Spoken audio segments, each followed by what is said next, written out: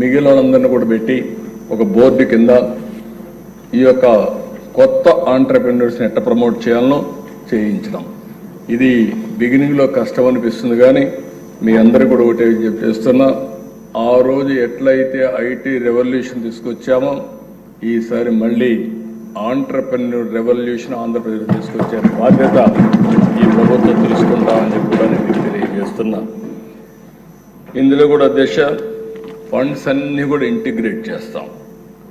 ఈరోజు ఉదయం ప్రాజెక్ట్లో గవర్నమెంట్ ఆఫ్ ఇండియా స్కీమ్స్ అన్నీ ఉన్నాయి, ఇవన్నీ కూడా తీసుకుంటాం.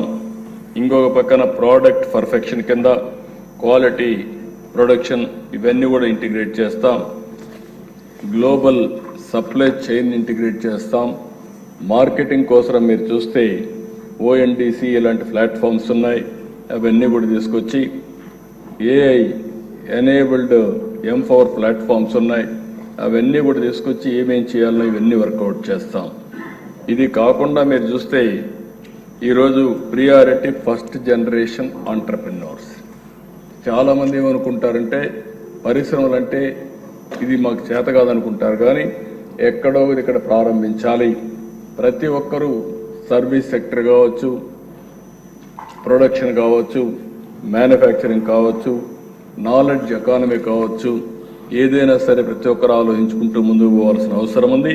ఫస్ట్ జనరేషన్ ఆంటర్‌ప్రెన్యూర్స్ని ప్రమోట్ చేయాలనుకుంటున్నాం. ఇంకొక పక్కన హైయర్ ఇన్సెంటివ్స్ ఇచ్చాం. BC, SC, ST, women, especially abled entrepreneurs, వీళ్ళందరికీ ఇచ్చిన దానికంటే అదనంగా 10% ఎక్కువ ఇన్సెంటివ్స్ ఇచ్చి వీళ్ళ ప్రోత్సహించే బాధ్యత తీసుకున్నాం.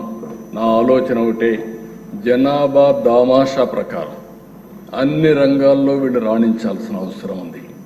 ఈరోజు 50% బీసీలు ఉన్నారు. బీసీలు ఆ దామాషా ప్రకారం చూస్తే రావడం లేదు. ఎస్సీలు ఉన్నారు, ఎస్టీలు ఉన్నారు. వాళ్ళకు కూడా ప్రాధాన్యత ఇస్తే తప్ప ఇది సాధ్యం కాదు. అవసరమైతే వీళ్ళందరికీ ఏ విధంగా మనకు సప్లాన్స్ ఉన్నాయో అవన్నీ తీసుకుని ప్రత్యేకమైన నిధులు పెట్టి వాళ్ళని ఏ విధంగా ప్రోత్సహించాలో ప్రోత్సహించే బాధ్యత, అదనంగా ఇన్సెంటివ్స్ ఇచ్చే బాధ్యత ఈ ప్రభుత్వం తీసుకుంటాం. ఇది ఒక ఇండస్ట్రియల్ పాలసీ వరకు ఇది వస్తుంది. మిగిలిన ఇక్కడ వేకర్ సెక్షన్స్కి ప్రత్యేకంగా ఇస్తామని చెప్పి కూడా నేను మీకు తెలియజేస్తున్నా. ఇంకొక పక్కన మీరు చూస్తే ఒక 500 కోట్ల రూపాయలు కార్పస్ ఫండ్ పెట్టి క్రెడిట్ యాక్సెస్ కానీ, రివైవల్ ఆఫ్ సిక్ యూనిట్స్ కానీ, టెక్నాలజీ ట్రాన్స్ఫర్ కానీ, స్పెసిఫిక్ ప్రొడక్షన్ ప్రమోషన్కి కానీ ఎక్కడ డబ్బులు అవసరం కూడా పెట్టి ఇవన్నీ కూడా తీసుకుంటాం. నిన్నే ప్రధానమంత్రి గారు కేంద్రం ఒక ప్రోగ్రాం కూడా అనౌన్స్ చేశారు, దీదీ డ్రోన్. ఇందులో మీరు చూస్తే అగ్రికల్చర్ ఆపరేషన్ల కోసం 8 లక్షల రూపాయలు సబ్సిడీ ఇచ్చి ప్రతి ఒక్క గ్రూపును ప్రోత్సహిస్తున్నారు. వాళ్ళకు అదనంగా ఒక 5 లక్షలు 10 లక్షలు అయితే దానికి కూడా రేట్ ఆఫ్ ఇంట్రెస్ట్ అంతా 3%కి ఇచ్చే పరిస్థితికి వచ్చారు. కాబట్టి దీని మీదనే ఒక దీదీ డ్రోనే మీరు ఒకసారి చూస్తే ఒక 10,000 20,000 మంది ఎంఎస్ఎంఈలు పెట్టుకునే పరిస్థితి వస్తూ ఉంది. దీనికి ప్రోత్సహిస్తాం, ట్రైనింగ్ ఇస్తాం. ఇప్పటికే ఓర్వకల్లో డ్రోన్ సిటీ ఒకటి ఏర్పాటు చేయడానికి ఈ ప్రభుత్వం అంగీకారం చేశాం. ఆ పాలసీ కూడా తొందరలో ఇక్కడికి వస్తుంది, మీరు కూడా చర్చిస్తారు. దానివల్ల డ్రోన్ పైలట్స్ని ట్రైన్ చేస్తాం, అదే సమయంలో యూస్ కేసెస్ ప్రిపేర్ చేస్తాం, డ్రోన్స్ మ్యానుఫ్యాక్చరింగ్ హబ్గా అక్కడ తయారు చేస్తాం. కాబట్టి ఇలాంటి వినూత్నమైన టెక్నాలజీస్ అన్నీ ఉపయోగించుకోవడానికి ముందుకు పోయే పరిస్థితి వస్తుంది. అవి కూడా చేస్తామని కూడా నేను మీకు తెలియజేస్తున్నా. ఇంకొక పక్కన ఏపీ ఫుడ్ ప్రాసెసింగ్, ఆంధ్రప్రదేశ్ రాష్ట్రానికి కొన్ని అడ్వాంటేజెస్ ఉన్నాయి. రాయలసీమ మొత్తం హార్టికల్చర్, అన్ని పండ్ల తోటలు బ్రహ్మాండంగా వస్తాయి. ఇక్కడికి వస్తే అక్వాకల్చర్, ఈరోజు దేశంలోనే అక్వాకల్చర్లో మనం నెంబర్ 1 ఉన్నాం. ఇంకొక పక్కన మీరు అరకు కాఫీ మీరు చూస్తే ఈరోజు ప్రపంచం అంతా కూడా అరకు కాఫీకి గుర్తింపు వచ్చింది. ఇంకొక పక్కన ఏజెన్సీ ఏరియాలో ఏవైతే ఎరువులు లేకుండా ఆర్గానిక్ క్రాప్ వేసే పరిస్థితికి వచ్చాం. నేచురల్ ఫార్మింగ్కి చిరునామాగా ఆంధ్రప్రదేశ్ వచ్చే పరిస్థితి వచ్చింది. ఇలాంటి అడ్వాంటేజెస్ అన్నీ తీసుకొని ఏ విధంగా ప్రాసెస్కి ముందుకు పోవాలో ప్రాసెస్కి ముందు ఏ విధంగా ఒక కార్యక్రమాన్ని తీసుకున్నాం. కనీసం 30,000 కోట్ల రూపాయలు పెట్టుబడులు ఆకర్షించాలనుకుంటున్నాం. 3 లక్షల యూనిట్లని ప్రమోట్ చేయాలనుకుంటున్నాం. దీనివల్ల 3 లక్షల మందికి ఉద్యోగాలు రావాలని చెప్పి కోరుకుంటున్నాం. ఈ సెక్టర్ అని దగ్గర $15 బిలియన్ ఎక్స్పోర్ట్ అవకాశాలు ఉన్నాయి. అది సాధించాలనుకుంటున్నాం. ఇంకో పక్కన 3 ట్రైబల్ డిస్ట్రిక్ట్స్లో ఆర్గానిక్ జోన్స్గా డిక్లేర్ చేస్తున్నాం. ఇంకొక పక్కన కమాడిటీ బోర్డ్స్ కూడా మ్యాంగో, బనానా, క్యాషు ఈ 3 కూడా కమాడిటీ బోర్డ్స్ తీసుకొచ్చి ఇవి కూడా ఎస్టాబ్లిష్ చేయాలనుకుంటున్నాం. ఇది కాకుండా ఈరోజు ప్రోడక్ట్ క్లస్టర్స్ కూడా గవర్నమెంట్ ఆఫ్ ఇండియా ముందుకు వచ్చి వైబిలిటీ గ్యాప్ ఫండింగ్ ఇస్తున్నారు. ఎవరైనా ఒక ఇండస్ట్రీ పెట్టుకుంటే ఒక మ్యాంగోనో, టమోటానో లేకుంటే ఏ ప్రోడక్ట్ అయినా పెట్టుకుంటే ఒకవేళ కానీ వాళ్ళకు వైబిలిటీ రాకపోతే ఒక 20% వాళ్ళు వైబిలిటీ గ్యాప్ ఫండింగ్ ఇస్తున్నారు. దాన్ని కూడా లింక్ చేస్తాం. ఇది కాకుండా దీనికంతా కూడా 250 కోట్ల రూపాయల కార్పస్ ఫండ్ పెట్టి research development, food processing technology కానీ క్వాలిటీ సర్టిఫికేషన్ కోసం ఈ డబ్బులు కూడా క్రియేట్ చేస్తాం. ఇది కాకుండా ముఖ్యమైన guiding principles post harvesting losses అన్ని తగ్గించడానికి, రైతుల ఆదాయం పెంచడం, టెక్నాలజీ ట్రాన్స్ఫర్ చేసి మార్కెట్ అసిస్టెన్స్ కూడా ఇచ్చి వాల్యూ చైన్తో ముందుకు పోవాలని చెప్పి ఆలోచన. ఫుడ్ సేఫ్టీ, క్వాలిటీ కంట్రోల్ 2 కూడా తీసుకొని ఆ స్టాండర్డ్స్ ఏ విధంగా ఉండాలో అవన్నీ ఎస్టాబ్లిష్ చేస్తాం. Quality certification and traceability, A product ఎక్కడుంది, మనం తినేటప్పుడు ఇది ఎక్కడి నుంచి వచ్చింది అనే హిస్టరీ కూడా చూసే విధంగా ట్రేసబిలిటీ తీసుకుని సర్టిఫికేషన్ కూడా ముందుకు పోతాం. 0 బడ్జెట్ నేచురల్ ఫార్మింగ్ వచ్చింది, ఆర్గానిక్ ఫార్మింగ్ ఉంది.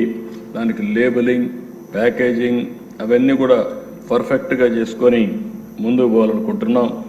రీసెర్చ్ అండ్ ఇన్నోవేషన్లో మార్కెట్ లెడ్ R&D, అదే మరి వెరైటీల్ ఇంప్రూవ్మెంట్ ఇవన్నిటి కూడా ముందు తీసుకుపోయే కార్యక్రమానికి చేశాం.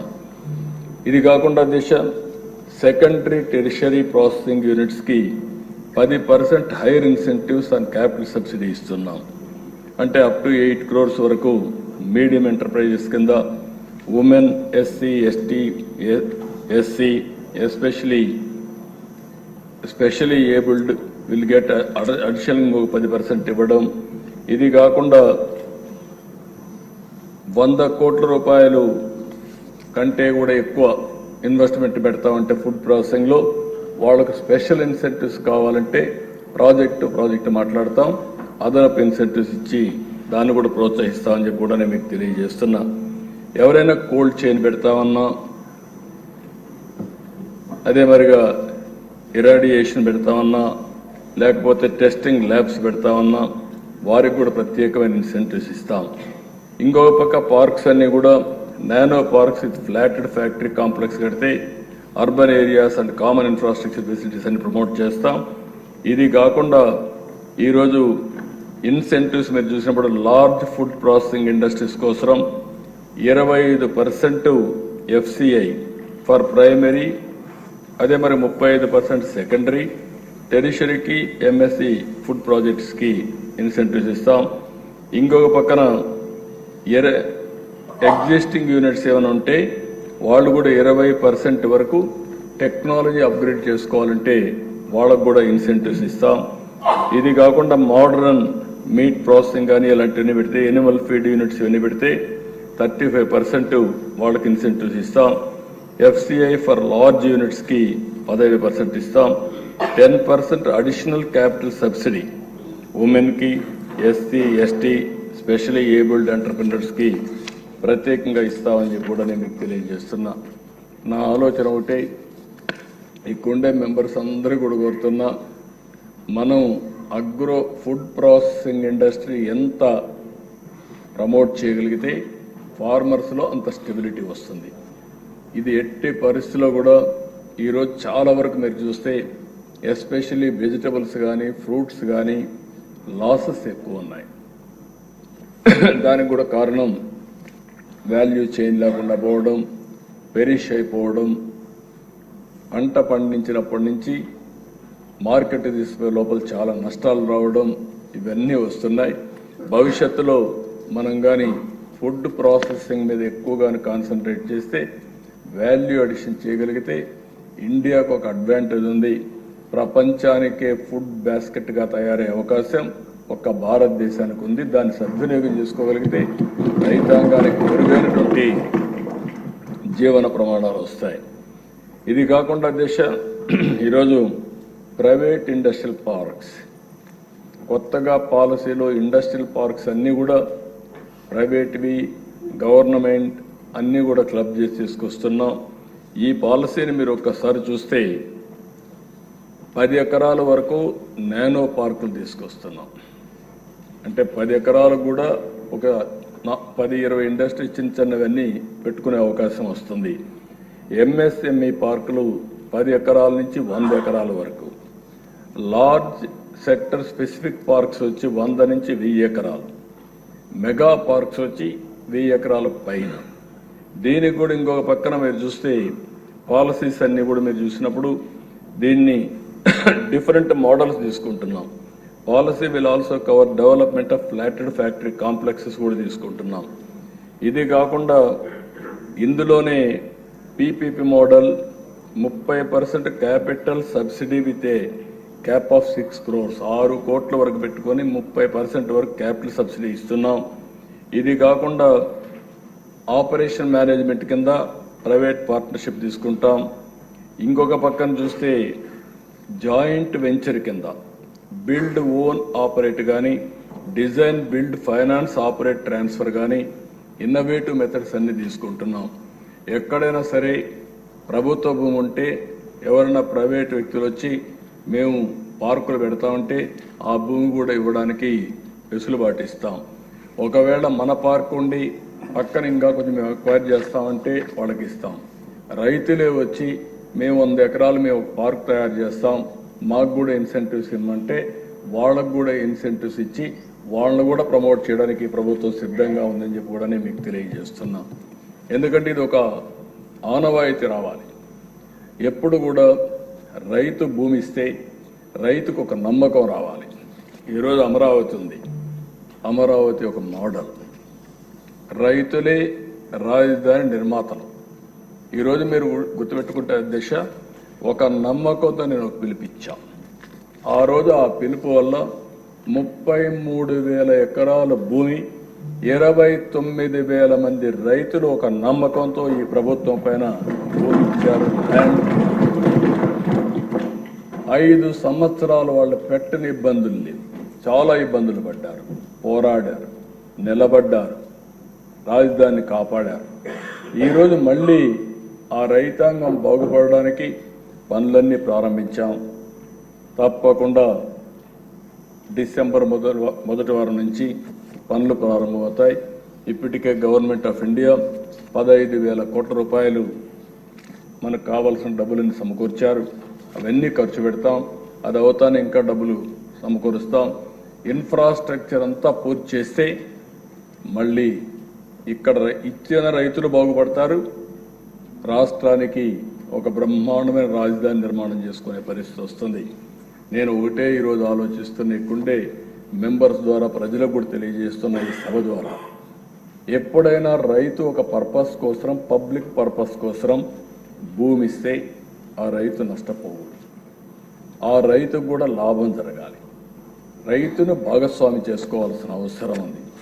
ఒక కాలువకు కావచ్చు, ఒక ప్రాజెక్టుకు కావచ్చు, ఒక ఇండస్ట్రీకి కావచ్చు, దేనికైనా సరే రైతులు ముందుకొస్తే, ఒక రోడ్డుకు కావచ్చు, దేనికైనా సరే ముందుకొస్తే మనం వాళ్ళని కూడా అకామిడేట్ చేసే పరిస్థితి రావాల్సిన అవసరం ఉంది.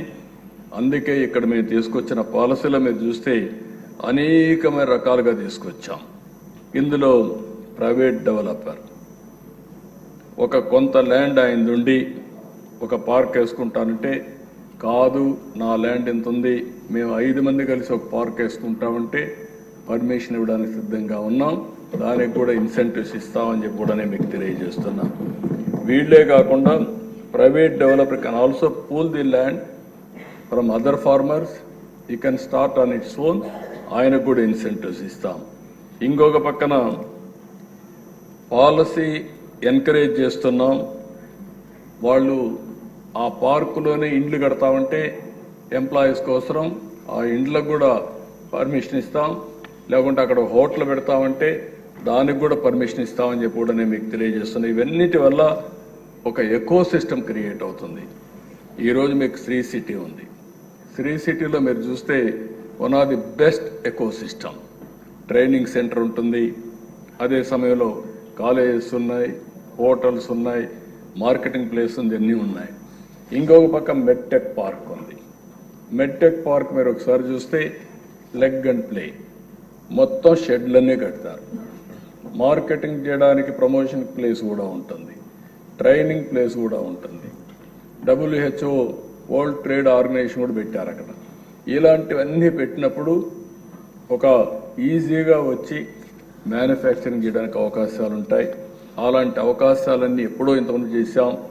ఈరోజు ఇంకా మెరుగైన పాలసీ తీసుకురావాలని ఈరోజు మీరు చూస్తే అధ్యక్ష, హైదరాబాద్లో ఏదైతే ఆ రోజు జినాం వ్యాలీ తీసుకొచ్చాం, బయోటెక్నాలజీ పార్క్ పెట్టాం, ఐలా లా తీసుకొచ్చాం.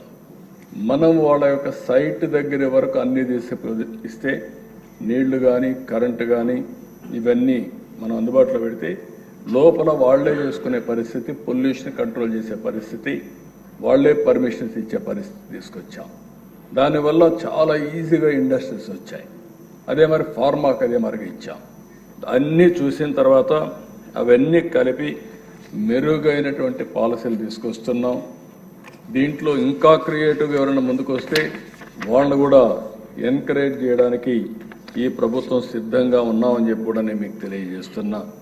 మోడల్స్లో అయితే మొత్తం నేను చెప్పాను ఇప్పటికే. ఒక మోడల్ ఇండస్ట్రియల్ పార్క్ డెవలప్డ్ టోటల్గా ప్రైవేట్ ల్యాండ్. రెండో model industrial park development with partial government or APIIC land. ఈ రెండు కలిపి ఆయన ప్రైవేట్ ల్యాండ్. మూడో మోడల్ వచ్చి industrial park development with complete government APIIC land. నాలుగో మోడల్ వచ్చి executive agencies designated or APIIC or APMS MEDC. ఇవన్నీ కలిపి డిఫరెంట్ మోడల్స్లో ఇండస్ట్రియల్ పార్కులు పెట్టడానికి ముందుకు పోతున్నాం. ప్రభుత్వం ముఖ్యమైన ఉద్దేశం ఇండస్ట్రీస్ రావాలి, వ్యవసాయంతో సమానంగా ఇండస్ట్రీస్ కూడా వచ్చి మన రాష్ట్రంలో ఉండే మన యువతకు ఉద్యోగాలు రావాలని ఏకైక ధ్యేయంతో ఈ ప్రభుత్వం ఆలోచిస్తున్నామని చెప్పి కూడా నేను మీకు తెలియజేస్తున్నా.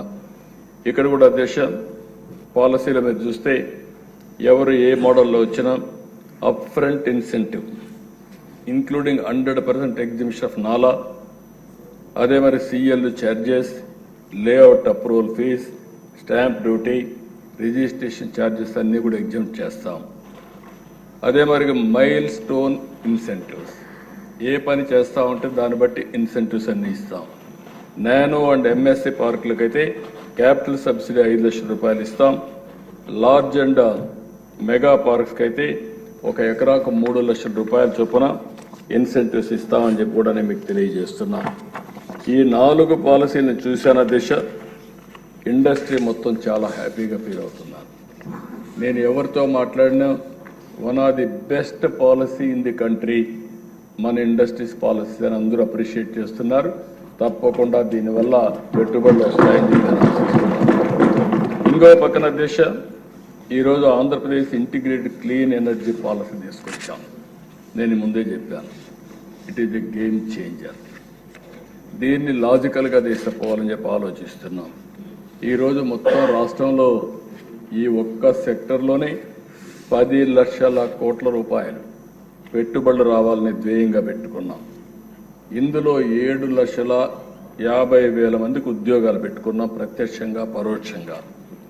దీంట్లో మీరు చూస్తే ఒక్క సోలార్ ప్రాజెక్టులు 78 గిగావాట్లు, అదే మరిగా విండ్ ప్రాజెక్టులు 35 గిగావాట్లు, పంప్డ్ స్టోరేజ్ 22 గిగావాట్లు, బ్యాటరీ ఎనర్జీ స్టోరేజ్ 25 గిగావాట్లు, గ్రీన్ హైడ్రోజన్ మరియు అనుబంధ ఉత్పత్తులన్నీ 1.5 ఉండాలని, ఎథనాల్ రోజుకి 1500 కిలోలీటర్లు తయారు చేయాలని, బయో సిఎన్జి కంప్రెస్డ్ బయోగ్యాస్ వచ్చి 10,000 టన్నులు టీపీడీ రావాలని, ఎలక్ట్రికల్ వెహికల్ ఛార్జింగ్ స్టేషన్ 5,000 యూనిట్లు పెట్టాలని చెప్పి ఆలోచిస్తున్నాం. ఇవన్నీ కూడా ఇప్పటి నుంచి ప్రారంభమవుతాయి. ఒకటే ఆలోచన దిశ. ఈరోజు మీరు ఒకసారి చూస్తే ఫ్యూయల్ ఆర్ ఎనర్జీలో చాలా మార్పులు రాబోతున్నాయి. ఎక్కడికక్కడ ఒకప్పుడు మనం కరెంట్ రావాలంటే ఎప్పుడు వస్తుందో తెలియని పరిస్థితి నుంచి ఈరోజు ఇంటి మీదనే ఇంటి దగ్గరనే కరెంట్ ఉత్పత్తి చేసుకునే పరిస్థితికి వచ్చాం. సోలార్ ద్వారా సోలార్ రూఫ్ టాప్ వచ్చింది. లేకపోతే వ్యవసాయం చేసుకున్న రైతు ఎప్పుడో కరెంట్ వస్తుంది అనుకుంటే ఈరోజు సోలార్ పంపు పెట్టుకుంటే కరెంట్ ఉత్పత్తి చేసుకొని అవసరం మిగిలిన కరెంట్ ఉంటే ఇంటికి వాడుకోవచ్చు, ఇంకో దానికి వాడుకోవచ్చు. అలాంటి ఫెసిలిటీస్ వచ్చే పరిస్థితికి వచ్చాయి. రాబోయే రోజుల్లో ఈ ప్రభుత్వం యొక్క ఆలోచన ఎనర్జీ కాస్ట్ తగ్గాలి. అది రవాణా ట్రాన్స్పోర్ట్కు ఉపయోగించే కాస్ట్ కావచ్చు, రేపు రాబోయే ఈవీ వెహికల్స్ అన్నీ వచ్చేస్తున్నాయి, లేకపోతే డొమెస్టిక్ కావచ్చు, అగ్రికల్చర్ కావచ్చు, కమర్షియల్ కావచ్చు, ఏదైనా సరే కాస్ట్ తగ్గించాలనే ఆలోచనతో ముందుకు పోతున్నాం. ఇది జరిగితే చాలా వరకు బెనిఫిట్ వస్తుంది. దానికోసం ఏమేమి ఇన్సెంటివ్స్ ఇవ్వాలనో ఆ ఇన్సెంటివ్స్ అన్నీ ఇవ్వడానికి ఈ ప్రభుత్వం ముందుకు పోతున్నామని చెప్పి కూడా నేను మీకు తెలియజేస్తున్నాను. ఈరోజు మీరు చూసినప్పుడు ఇంకొక పక్కన క్లీన్ టెక్ తయారీ కోసం ఏవైతే మైన్ మాడ్యూల్ మాలిక్యూల్ అంటే మన దగ్గర క్వాడ్జ్ ఉంది. ఇది సోలార్ ప్యానెల్స్ తయారు చేసే అవకాశం ఉంది. కాబట్టి సోలార్ ప్యానెల్స్ తయారు చేసే ఫ్యాక్టరీస్ ఆంధ్రప్రదేశ్లో పెట్టాలనేది ఈ ప్రభుత్వం యొక్క అభిమతం. అలాంటి వాళ్ళని పూర్తిగా ప్రోత్సహిస్తాం. ఆ విధంగా manufacturing end to end solution తీసుకొస్తామని చెప్పి కూడా నేను మీకు తెలియజేస్తున్నాను. ఇప్పుడు ఈ పాలసీలో క్లియర్ కట్గా ఇచ్చిన తర్వాత ఇప్పటికే మీరు చూస్తే ఒక 2 ప్రాజెక్టులు మనకు వచ్చాయి. ఇది ఒక శుభ పరిణామం. NTPC green energy, green hydrogen. దీనివల్ల దిశ మీరు చూసినప్పుడు దగ్గర విశాఖపట్నంలో ఈ నెల 29వ తారీఖున మన ప్రధానమంత్రి నరేంద్ర మోడీ గారి ఆధ్వర్యంలో దీనికి ఫౌండేషన్ ఇస్తున్నాం. ఏదైతే పుడిమాక ఇది ఫేజ్ 1, ఫేజ్ 2, ఫేజ్ 3 84,700 కోట్ల రూపాయలు పెట్టుబడులు వస్తాయి. అదే మాదిరిగా ఈసారి ఒక ఎన్టీపీసీనే కాకుండా ఏపీ జెన్కో కూడా 50-50 జాయింట్ వెంచర్ కింద ప్రారంభిస్తున్నాం. అంటే ఏపీ జెన్కో ఉంటుంది, అదే సమయంలో ఎన్టీపీసీ ఉంటుంది. ఇద్దరు కలిసి 84,700 కోట్ల రూపాయలు పెట్టుబడులు పెట్టి ఇది కూడా పూర్తి చేస్తారు. హెడ్ క్వార్టర్ విజయవాడలో ఉంటుంది. గ్రీన్ హైడ్రోజన్ మ్యానుఫ్యాక్చరింగ్ జోన్స్ వస్తాయి. Wind, solar, hybrid, pumped storage. దీనికి కావలసిన గ్రీన్ ఎనర్జీ 20 గిగావాట్లు కావాలి. అది కూడా మన రాష్ట్రంలోనే ఉత్పత్తి చేస్తారు. 25,000 మందికి డైరెక్ట్ ఇండైరెక్ట్ ఇన్వెస్ట్మెంట్ వస్తుంది. 25,000 మందికి ఉద్యోగాలు వస్తాయి. స్టేట్కి జిఎస్టీ బెనిఫిట్స్ వస్తాయి. డౌన్ స్ట్రీమ్ ఇండస్ట్రీస్ వస్తాయి. అదే మాదిరిగా రెన్యూవబుల్, ఇంకొక పక్కన ఎలక్ట్రలైజర్ మ్యానుఫ్యాక్చరింగ్ అవకాశాలు ఎక్కువగా ఉన్నాయి. సర్వీస్ సెక్టర్ కూడా పెద్ద ఎత్తున అభివృద్ధి అయ్యే అవకాశం ఉంది. ఇది కాకుండా నిన్ననే మీరు చూస్తే రిలయన్స్ వచ్చారు. రిలయన్స్ వచ్చి ఒక ఎంఓయూ చేశారు. 65,000 కోట్ల రూపాయలు ఖర్చు పెట్టి 3 ఏళ్లలో దగ్గర 2,50,000 మందికి ఉద్యోగ కల్పన చేసే విధంగా శ్రీకారం చుట్టారు. వాళ్ళు చేసిన దాని ప్రకారం మీరు చూస్తే 500 కంప్రెస్డ్ బయోగ్యాస్ ప్లాంట్స్ వస్తాయి. ఈ 3 ఏళ్లలో ఎక్కడైతే వేస్ట్ ల్యాండ్స్ ఉన్నాయో ఆ వేస్ట్ ల్యాండ్స్లో తీసుకుంటున్నారు. ఒక్కొక్క ప్లాంట్ వచ్చి 130 కోట్ల రూపాయలతో ఒక్కొక్క ప్లాంట్ ప్రారంభిస్తారు. మొత్తం కలిసి 65,000 కోట్లు ఖర్చు పెడుతున్నారు. దీనివల్ల రాష్ట్రానికి 20 సంవత్సరాల్లో 57,650 కోట్ల రూపాయలు SGST కలెక్షన్ వస్తుంది, ఎలక్ట్రిసిటీ డ్యూటీ వస్తుంది, ట్యాక్స్ వస్తాయి, ఎంప్లాయ్మెంట్ వస్తుంది. ఇది రైతులు ఎక్కడ భూములు తీసుకుంటే దగ్గర 30,000 రూపాయలు వాళ్ళు కూడా యాన్యుటీ ఇచ్చి వాళ్ళ దగ్గర తీసుకుంటారు. గవర్నమెంట్ ఏవైతే వేస్ట్ ల్యాండ్స్కి 30,000 రూపాయలు వాళ్ళకు రెంటల్ పే చేసి అక్కడనే వాళ్ళకు ఉద్యోగాలు కూడా కల్పించుకుంటూ ఇది చేయడానికి అవకాశం ఉంటుంది. దీనికి కూడా ముందుకు పోతున్నారు. ఇంకో పక్కన మీరు చూస్తే దగ్గర 39 లక్షల మెట్రిక్ టన్నులు CBG సంవత్సరానికి ఉత్పత్తి అవుతుంది. ఇది కానీ వాడితే దగ్గర 10 లక్షల LCV వెహికల్స్కి వాడే అవకాశం వస్తుంది. ఇది కాకుండా ఫ్రాగ్మెంటెడ్ ఆర్గానిక్ మెన్యూర్ 110 లక్షల మెట్రిక్ టన్నులు తయారవుతుంది. ఇది చాలా వరకు కెమికల్ ఫెర్టిలైజర్స్ లేకుండా మన భూముల్ని సారవంతం చేయడానికి వాళ్ళ ప్లాంటేషన్కి కానీ పక్కనుండే రైతులకు ఇచ్చే అవకాశం వస్తుంది. ఇది కూడా తొందరలోనే పని ప్రారంభమవుతుంది. 3 సంవత్సరాల్లో పూర్తి చేయాలని టార్గెట్ ఇచ్చాం. అది కూడా పూర్తి అవుతుందని చెప్పి కూడా నేను మీకు తెలియజేస్తున్నా. ఇంకో పక్కన టాటా ఫర్మ్ నుంచి గ్రూప్ నుంచి చంద్రశేఖరన్ వచ్చారు. ఆయన కూడా ఈరోజు మీరు చూస్తే స్వర్ణ ఆంధ్రప్రదేశ్ విజన్ డాక్యుమెంట్ని రియాలిటీ చేయడానికి, ఇన్వెస్ట్మెంట్ అట్రాక్ట్ చేయడానికి ఒక టాస్క్ ఫోర్స్ పెట్టాం.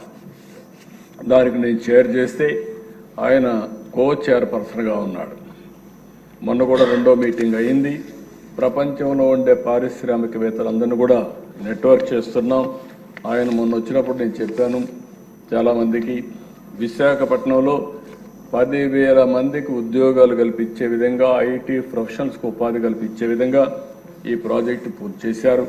అందులో కూడా ఎవరైతే 20 లక్షల మంది ఉద్యోగాల కోసం ఒక కమిటీ వేసాం. కన్సర్న్ మినిస్టర్స్ అందరిని పెట్టి IT మినిస్టర్ దాని చైర్మన్గా పెట్టాం. వారి ఆధ్వర్యంలో 10,000 మందికి ఉద్యోగాలు ఫస్ట్ ఫేజ్లో విశాఖపట్నంలో IT ప్రొఫెషనల్స్కి ఇవ్వడానికి ఆయన ఒప్పుకున్నారు. పని ప్రారంభం ఇమ్మీడియట్గా 2,500 మందికి ఇస్తా అన్నారు. తర్వాత 10,000 మందికి ఫెసిలిటీ క్రియేట్ చేస్తున్నారు. ఒకవేళ అవకాశం ఉంటే దానికంటే కూడా ముందుకు పోవడానికి సిద్ధపడుతున్నారు. మొన్నే LG కూడా వచ్చారు, వాళ్ళతో కూడా మాట్లాడారు. అది కూడా ఒక 4,500 కోట్ల రూపాయలు పెట్టుబడులు పెట్టడానికి ముందుకు వచ్చారు. అవి కూడా తొందరలోనే ప్రారంభిస్తారు. ఇదే విధంగా చాలామంది మాట్లాడుతున్నారు. ఇన్ కోర్స్ ఆఫ్ టైం ఈ పాలసీస్ అన్ని అయిన తర్వాత పెట్టుబడుల కోసం ఏమేం చేయాలని అన్నీ ఆలోచిస్తాం. రాష్ట్రం ఇప్పటికే చాలా నష్టపోయాం. రెండోది, పరిశ్రమలు పెట్టాలి అనుకున్న వాళ్ళకు కూడా ఎక్కడో ఒక అనుమానం కూడా వచ్చే పరిస్థితి వచ్చింది. ఆ అనుమానాలను నివృత్తి చేశాం. రాబోయే రోజుల్లో మీకు మంచి భవిష్యత్తును భరోసా ఇచ్చాం. వాళ్ళని అన్ని విధాల కాన్ఫిడెన్స్ ఇచ్చిన తర్వాత ఇప్పుడిప్పుడే పెట్టుబడి పెట్టడానికి చాలామంది ముందుకు వచ్చే పరిస్థితి వస్తూ ఉంది. భవిష్యత్తులో ఇంకా ఎక్కువ వస్తాయని చెప్పి ఆశిస్తూ ఈ పాలసీస్ అన్నీ కూడా మనం ఒకటే గుర్తుపెట్టుకోవాలి. మనం చేసే పబ్లిక్ పాలసీస్ ఈ రాష్ట్ర భవిష్యత్తుని మార్చడానికి ఉపయోగపడతాయి. ఆ రోజు ఒక్క IT పాలసీ ఇదే మాదిరిగా డబ్బులు కూడా ఎక్కువ ఖర్చు పెట్టలేదు. ఆ రోజు పాలసీ ఇచ్చాం. ఇంజనీరింగ్ కాలేజీలు వచ్చాయి, ఇన్ఫ్రాస్ట్రక్చర్ క్రియేట్ చేశాం. అంతా వేకెంట్ ల్యాండ్ ఉండేది, గవర్నమెంట్ ల్యాండ్ ఉండేది. ఆ ల్యాండ్ అలాట్ చేశాం. వాళ్ళకి కావాల్సిన నీళ్ళన్నీ కూడా వాళ్ళ ఖర్చులోనే మనం నీళ్ళన్నీ ఇచ్చాం. ఈరోజు ఒక్క IT పాలసీ సమైక్య ఆంధ్రప్రదేశ్ యొక్క భవిష్యత్తుని రూపురేఖలు మార్చే పరిస్థితి వచ్చింది.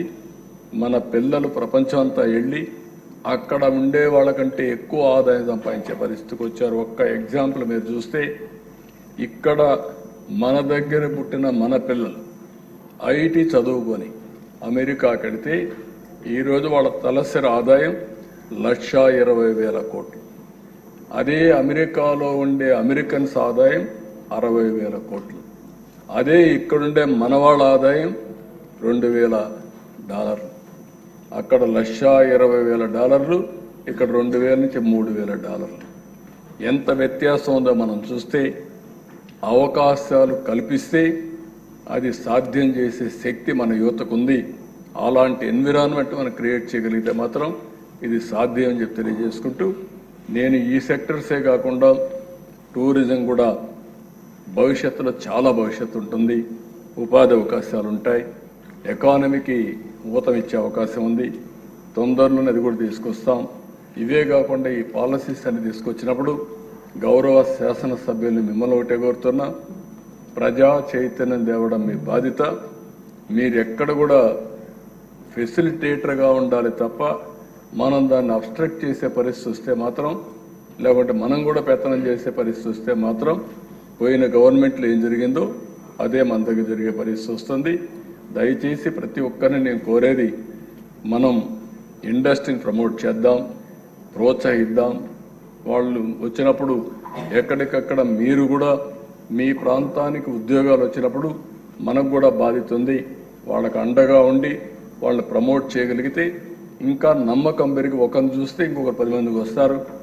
ఈరోజు మీరు ఒక్క విషయం గుర్తుపెట్టుకోవాల్సిన అవసరం ఉంది. మనం చేసే పని ఏ విధంగా 10 మందికి తెలుస్తుంది. దాంట్లో ఒక ఇండస్ట్రియలిస్ట్ వచ్చి కానీ పాజిటివ్గా మాట్లాడితే 10 మంది కమ్ముకొని వస్తారు. అప్పుడే ఒక ఎన్విరాన్మెంట్ తయారవుతుంది. ఇప్పుడిప్పుడే అందరూ వచ్చే అవకాశం ఉంది. ఇది రావాలంటే ఇలాంటి పాలసీస్ రావాలి. ఆ పాలసీస్ అని మీరు చూశారు. మీరు మళ్ళీ కొంచెం అధ్యయనం చేయండి, మీరు చర్చించండి. మీరు ఏ విధంగా మీ నియోజకవర్గంలో ఇండస్ట్రీస్ని ప్రమోట్ చేయగలుగుతారు. ప్రమోట్ చేయగలిగితే అది శాశ్వతంగా ఒక రిఫర్మేషన్ వస్తుంది. దీనికి మీరందరూ దోహదం చేయాల్సిందిగా మరొకసారి కోరుకుంటూ, ఈ సెషన్లోనే ఇంకా కొన్ని పాలసీలు వస్తాయి. ఆ పాలసీలన్నీ కూడా మేము ముందర పెడతాం. నేను మిమ్మల్ని సెన్సిటైజ్ చేయడమే కాకుండా, మిమ్మల్ని చైతన్యవంతం చేయడమే కాకుండా, ప్రజా చైతన్యానికి కూడా ఇది అవసరం. దేనికోసం చేస్తున్నాం, ఆ పర్పస్ సర్వ్ కావాలంటే మనం పదే వీటిపైన చర్చ చేయాలి, ప్రజలకి చెప్పాలి. ఎవరికైతే ఉత్సాహం ఉండే యువతకి నేను ఎప్పుడూ ఒక మాట చెప్పేవాడిని, ఫస్ట్ ఐటీ ప్రొఫెషనల్స్ అయినప్పుడు ఉద్యోగం చేసేటప్పుడు నేను చెప్పింది, మీరు ఉద్యోగాలు చేయడం కాదు, జాబ్ వర్క్ చేయడం కాదు, ప్రోడక్ట్స్ని ఇన్నోవేట్ చేయండి, ఎక్కువ డబ్బులు వస్తుందని. ఆ తర్వాత నేను చెప్పేవాడిని, మీరు ఉద్యోగం కోసం ప్రయత్నం చేయడం కాదు, మీరు ఉద్యోగాలు ఇచ్చే స్థాయికి ఎదగాలని, అంటే మీరే పరిశ్రమలు పెట్టాలని. దానివల్ల మళ్ళీ మన వాళ్ళు కొంతమంది ఆలోచించి ఈరోజు పరిశ్రమలు పెట్టడం కానీ, వ్యాపారాలు చేయడం కానీ, స్టార్టప్ కంపెనీలు కానీ చేసే పరిస్థితికి వచ్చారు. మన యూత్లో కూడా చాలామంది తెలివైన వాళ్ళు ఉన్నారు. మొన్న నేను డ్రోన్ కాన్ఫరెన్స్లో చూశాను. 10th క్లాస్ చదువుకునే పిల్లలు యూస్ కేసెస్ తయారు చేసే పరిస్థితి వచ్చారు డ్రోన్ ఉపయోగించి. అంటే కామన్ సెన్స్ అబెండెంట్గా ఉంది, తెలివితేటలు ఉన్నాయి. ఈరోజు మనం అంతా ఇన్నోవేషన్స్ ప్రపంచం మొత్తం తయారైనట్టు చూస్తే యూనివర్సిటీలో పిహెచ్డీలు చేసిన వాళ్ళే కాదు, లేకుంటే యూనివర్సిటీ అయిన వాళ్ళే కాదు, మామూలు వ్యక్తులు కూడా ఎక్స్ట్రాడినరీగా చేయగలిగారు. ఈ విషయాన్ని మీరు గుర్తుపెట్టుకోవాల్సిందిగా మరొక్కసారి కోరుకుంటూ, మరొక్కసారి మీ ద్వారా ఈ రాష్ట్రంలో ఉండే యువతకు విజ్ఞప్తి చేస్తున్నా, ప్రతి ఒక్క కుటుంబంలో ఒక ఆంట్రప్రెన్యూర్ తయారు కావాలి. దానికి మీరు దోహదం చేయండి, మీరు సంకల్పం చేయండి. మీ సంకల్పానికి ప్రభుత్వం పూర్తిగా సహకరిస్తుంది. దీన్ని లాజికల్గా తీసుకుపోవడానికి అన్ని విధాలా సహకరిస్తామని మరొకసారి తెలియజేసుకుంటూ, అవకాశం ఇచ్చిన మీకు మొట్టమొదటిసారిగా మరొకసారి నమస్కారాలు. Thank you.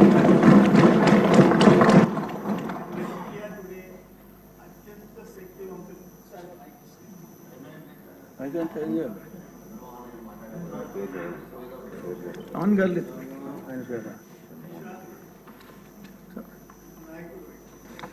ముఖ్యమంత్రి వర్యులు నారా చంద్రబాబు నాయుడు గారి విషయంలో నిన్న ఇండియా టుడే అత్యంత శక్తివంతులు భారతదేశంలో చీఫ్ మినిస్టర్స్లో చంద్రబాబు నాయుడు గారు అని చెప్పేసి ఇండియా టుడే ప్రకటించింది. సో ఏ సబ్జెక్ట్ అయినా, దేంట్లో అయినా, అధికార పక్షంలో అయినా ప్రతిపక్షంలో అయినా స్ట్రాంగ్గా నిలబడి మన అందరికీ ఆయన దిక్సూచిగా నిలబడ్డాడంటే ఈరోజు ఇండియా టుడే చెప్పిన దాంట్లో 100% వాస్తవం ఉంది. అత్యంత శక్తివంతుల్లో ఫస్ట్ ప్రధానమంత్రి మోడీ గారి పేరు ప్రకటించింది, చీఫ్ మినిస్టర్స్లో చంద్రబాబు నాయుడు గారు పేరు ప్రకటించింది. దాంట్లో ఈరోజు నిన్న ఈనాడులో వచ్చిన 2 ముక్కలు 2019 ఎన్నికల్లో ఓటమితో రాష్ట్రంలో అధికారం కోల్పోయి జైలుకి వెళ్ళిన 2024 ఎన్నికల్లో ఫీనిక్స్ పక్షిలాగా కేంద్ర రాష్ట్ర ప్రభుత్వాలపై బలమైన పట్టు సాధించారు. 21 మంది ఎంపీలను గెలిపించుకొని ఎన్డీఏలో రెండో పెద్ద పార్టీగా నిలవగలిగారు. దేశంలో ఉన్న ముఖ్యమంత్రుల్లో అత్యంత సీనియర్గా ఉన్న చంద్రబాబు నాయుడు గారు రాష్ట్ర పరిపాలనపై తనదైన ముద్ర చూపుతూ ముందుకెళ్తున్నారు అని చెప్పి ప్రకటించింది. దేశంలో అత్యంత శక్తివంతమైన ముఖ్యమంత్రిగా ప్రకటించినందుకు మేమందరం సంతోషపడుతున్నాం. మన ముఖ్యమంత్రి గారికి అభినందనలు తెలియజేస్తున్నాం. ఆయన నాయకత్వంలో 40 ఏళ్ళ నుంచి పార్టీలో పనిచేసే అవకాశం కలిగినందుకు నేను నిజంగా అదృష్టవంతుడని చెప్పి తెలియజేసుకున్నాను. ధన్యవాదాలు గౌరవనీయులైన ముఖ్యమంత్రి గారికి. ఆద్యంతం చెవులు రుక్కించుకుని విన్నాం. ఆయన విజన్ ఇప్పుడే చంద్రమోహన్ రెడ్డి గారు కూడా ఎవరెవరో గుర్తించారన్నారు. ఆయన విజన్ ప్రజలందరూ గుర్తించారు. ఆయన చెప్పిన మాటలు అశాంతం విన్నాక విజన్ 2047 మన రాష్ట్రం వరకు విజన్ 2037 అవుతుందనే పరిపూర్ణ విశ్వాసం ఆయన మాటలు విన్న తర్వాత అందులో 50% మనం ఫాలో అయినా కూడా వస్తుంది. సో చంద్రమోహన్ రెడ్డి గారు అన్నట్టు all Telugu people opinion is this. India today చెప్పినా చెప్పకపోయినా వారి గురించి మనందరికీ తెలుసు. వాళ్ళు కూడా చెప్పినందుకు, మీరు సమయాన్ని గుర్తు చేసినందుకు వారికి ధన్యవాదాలు. బడ్జెట్పై సాధారణ చర్చ రేపు కొనసాగుతుంది. ఆర్థిక మంత్రి పయ్యావుల కేశవ్ గారు చర్చకు రేపు జవాబిస్తారు. ఈనాటి శాసనసభ సమావేశం ఇంతటితో ముగిసింది. తిరుగు రేపు ఉదయం 9 గంటలంటే 9 గంటలకే 9:05 కాదు, ఖచ్చితంగా కలుద్దాం.